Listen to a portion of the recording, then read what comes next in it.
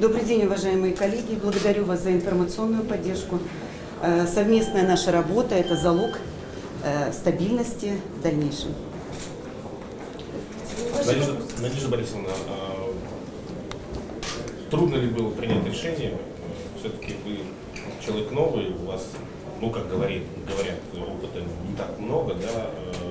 Решение стать спикером. Не думаю, что я новая, я старый новый.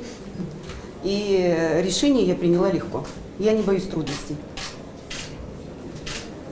Ваши вопросы, коллеги? Кстати, вы уже уволились с поста директора? Абсолютно эти вопросы еще не разрешала. Это все впереди. Самое главное, необходимо было провести вот этот этап принять утверждение на Государственном совете Республики Коми. То есть после этого вы подадите заявление? Ну, будет все сделано по закону.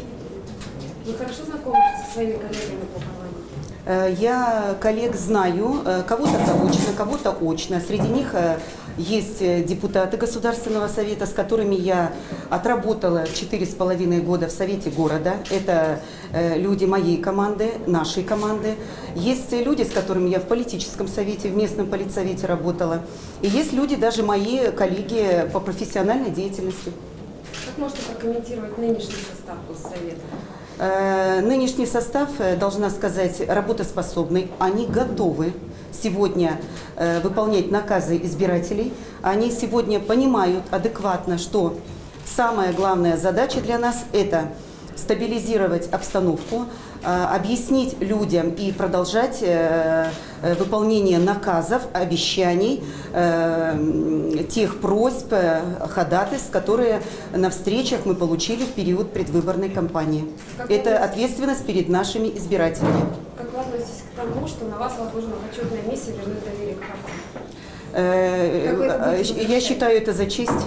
Я считаю, что на мне лежит высокая ответственность, то есть это не только честь, но это и высокая ответственность нести вот эту вот миссию возврата имиджа и авторитета партии. Последний вопрос, коллеги. Ваше отношение к предложению Брагина в мае самораспуститься, чтобы... Я абсолютно категорически не согласна с мнением Брагина. Нас сегодня избрали жители Республики Коми. Это их выбор, и не уважать их выбор мы не имеем права. Считаю, что выборы законные, и доверие избирателей мы не имеем права не оправдать. Скажите, пожалуйста, какие основные законодательные задачи Госсовета в ближайшее время? Основные приоритеты на